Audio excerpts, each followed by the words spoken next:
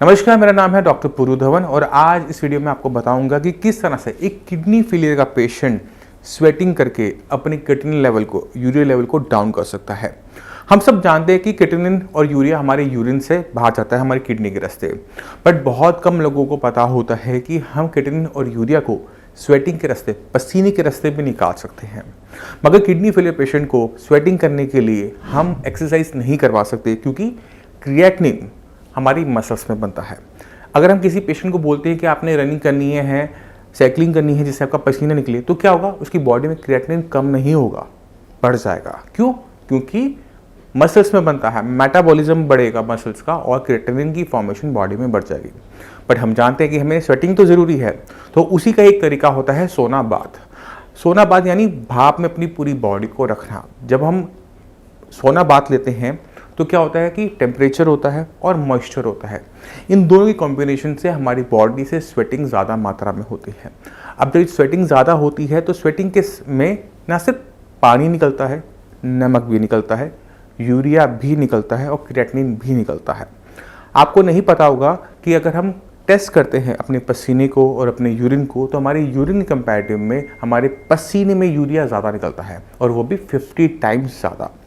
यानी अगर kidney failure के पेशेंट की बॉडी में क्रिएटिनिन और यूरिया इकट्ठा हो रहा है, पसीने की हेल्प से, स्वेटिंग की हेल्प से हम क्रिएटिनिन लेवल को डाउन कर सकते हैं।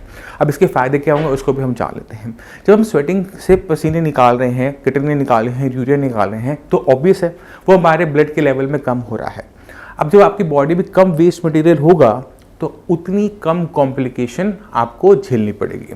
अगर आप डायलिसिस करवाने जाते हैं, आपको हफ्ते में 2 बार 3 बार डायलिसिस करवाना पड़ता है, और आप डेली सोना बाथ लेना स्टार्ट करते हैं, तो क्या होगा, पसीने से भी आपका क्रिएटिनिन और यूरिया बाहर जाएगा, मगर आपकी बॉडी में वीकनेस नहीं आएगी। क्योंकि अब आपका ब्लड गंदा कम हो रहा है तो नंबर ऑफ डायलिसिस भी आपके कम हो जाएंगे, क्योंकि आपका ब्लड गंदा ही नहीं हो पाता, क्योंकि आप डेली बेसिस पे सोना की हेल्प से क्रिएटिनिन और यूरिया को निकाल देते हो।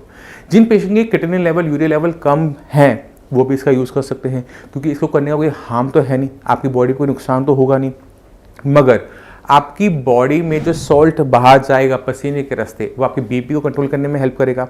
यानी बीपी की कंट्रोल होने से किडनी को होने वाले नुकसान को हमें आराम मिल जाएगा, कम नुकसान होगा। अब दूसरा फायदा क्या होगा, जब हमारी बॉडी को हीट लगती है ना, हमारी सारी मसल रिलैक्स कर जाती है। इन मसल को रिलैक्स करने से हमें फ़ायदा क्या होता है कि इनकी बीच में जो हमारी वेसल्स होती हैं, आर्टरीज होती हैं, वेन्स होती हैं, वो भी रिलैक्स होकर उनकी बीच में जो पेरिफेरल रेजिस्टेंस होता है, अब इसे समझना थोड़ा सा मुश्किल है, बट आप इसको पेरिफेरल रेजिस्टेंस की तरह समझो कि उसके कम होने से हमारा बीपी मच बेटर मैनेज होना स्टार्ट हो जाता है। तो यानी हमारी किडनी के लिए बेटर ब्लड सप्लाई, यानी किडनी के लिए बेटर ऑक्सीजन, यानी किडनी के लिए बेटर खाना। रिजल्ट क्या होगा कि किडनी कम खराब होना शुरू हो जाएगी या फिर खराब होना बंद हो जाएगी। तो अब जितने भी किडनी फेलियर के पेशेंट हैं वो इस सोना का हेल्प ले सकते हैं, क्योंकि हर किसी के घर में ज़रूरी नहीं है कि सोना वाला रूम बना हो जहाँ पे वो भाप ले सके बॉडी को। तो ऐसे जो इक्विपमेंट्स है ये मार्केट में ईजिली अवेलेबल है। आप अमेजोन पे जाइए और सोना बाथ सर्च करेंगे तो आपको बहुत सारी लिस्टिंग्स मिल जाएंगी। आप उसमें ये प्राइस रेंज 4000 से लेकर 6000 तक के आते हैं, तो आपको जो पसंद आता है, जो आपके पॉकेट में लगता है, आप उसका यूज़ कर सकते हैं। ये बहुत सिंपल सा सेटअप होता है। एक कुकर होता है जिसमें हम पानी डालते हैं, जब हम इसका ऑन करेंगे तो ये भाप बनाएगा।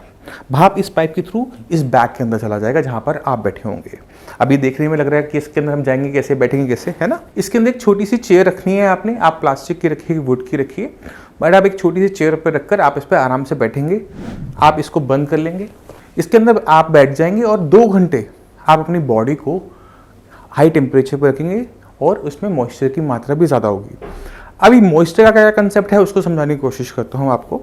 जब बारिश के दिन होते हैं तो क्या होता है, हवा में मॉइस्चर की मात्रा बढ़ जाती है, और एकदम धूप निकला है तो क्या होता है कि पसीना उड़ता ही नहीं है, बहता रहता है, सारे कपड़े गीले होने शुरू हो जाते हैं। सेम एनवायरनमेंट हम इसके अंदर सोना के अंदर बना रहे होते हैं, स्वेटिंग बढ़ जाती है, और ये बहुत बेनिफिशियल रहती है एक किडनी फेलियर पेशेंट के लिए। तो ये जो सोना है ये एक तरीके से मिनी डायलिसिस की तरह होता है, मगर इस डायलिसिस के अंदर बॉडी में वीकनेस जनरेट नहीं होती, क्योंकि बॉडी में से प्रोटीन लॉस नहीं हो रहा होता। क्योंकि प्रोटीन हमारी पूरी बॉडी को बनाता है। जब हम डायलिसिस करवाने हॉस्पिटल जाते हैं तो जब हम अपना ब्लड को मशीन से निकालते हैं तो उससे मशीन में ना सिर्फ क्रिएटिनिन निकलता है, यूरिया निकलता है, एक्स्ट्रा पानी निकलता है, बट बहुत सारे vitamin, minerals and protein body में से निकल जाते हैं। इसी वजह से डायलिसिस में पेशेंट बहुत लंबा टाइम सर्वाइव नहीं कर पाता, क्योंकि बॉडी में वीकनेस जनरेट होनी शुरू हो जाती है, बॉडी वीक होनी शुरू हो जाती है, मसल मास कम होना शुरू हो जाता है और धीरे धीरे पेशेंट की कंडीशन इतनी ख़राब हो जाती है कि पेशेंट का चलना, उठना, बैठना नहीं हो पाता।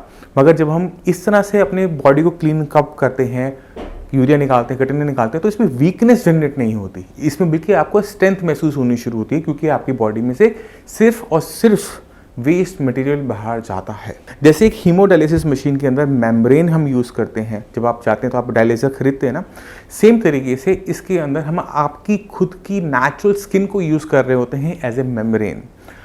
जो हमारे स्वेट पोर्स हैं वो ओपन हो जाते हैं और स्वेट पोर्स ओपन होने के बाद उसमें जो एक्स्ट्रा बॉडी में जो एक्स्ट्रा सॉल्ट है, वाटर है, वो निकालना शुरू करते हैं। तो अगर आप स्टीम लेते हैं तो आपकी बॉडी में जो एक्स्ट्रा पानी है वो भी निकलता है, एक्स्ट्रा सॉल्ट है वो भी निकलता है, जो कि बहुत बेनिफिशियल रहता है, क्योंकि किडनी फेलियर पेशेंट की बॉडी में स्वेलिंग, पानी का इकट्ठा होना एक कॉमन दिक्कत होती है। तो अगर आपको स्वेलिंग है तो भी आपके लिए बेनिफिशियल रहता है। तो आपने क्या करना है, आपने इसको अरेंज करना है। अरेंज करने के बाद आप इसको डेली 2 घंटे यूज़ करेंगे और अपनी बॉडी में जो एक्स्ट्रा क्रिएटिनिन, यूरिया इकट्ठा हो रहा है उसे निकालेंगे। ध्यान की बात क्या रखेंगे कि ये ट्रीटमेंट नहीं होता, ये सिर्फ एक छोटा सा उपाय होता है, जस्ट लाइक डायलिसिस, कि हम इसको करके अपने क्रिएटिनिन लेवल, यूरिया लेवल को डाउन कर लेते हैं, बट ये ट्रीटमेंट का पार्ट नहीं होता। ट्रीटमेंट का पार्ट वही होगा जब हम किडनी से अपनी फंक्शनिंग को बढ़ाएंगे, क्योंकि किडनी की फंक्शनिंग अगर डाउन होती रहती है तो भी इसको करने के बाद भी क्रिएटिनिन लेवल, यूरिया लेवल बढ़ता चला जाता है, क्योंकि हमारा मैक्सिमम क्रिएटिनिन और यूरिया यूरिन के रास्ते ही बाहर जा सकता है, पसीने के रास्ते नहीं जा सकता, मगर ये हेल्पफुल ज़रूर है। तो आप ऐसे यूज़ कर सकते हैं। तो मैं उम्मीद करता हूँ इस वीडियो से आप समझ गए होंगे कि किस तरह से हम अपनी बॉडी में से एक्स्ट्रा क्रिएटिनिन और यूरिया को स्वेटिंग के रास्ते बाहर निकाल सकते हैं। फिर भी आपके माइंड में कोई भी डाउट हो, कुछ भी पूछना चाहते हो, हमारे डॉक्टर्स अवेलेबल हैं, आप क्लिनिक पे आकर मुझसे भी मिल सकते हैं। अब इसी के साथ आप सभी से मैं चलने की आज्ञा चाहूँगा। मिलते हैं अगली वीडियो में, तब तक के लिए नमस्कार।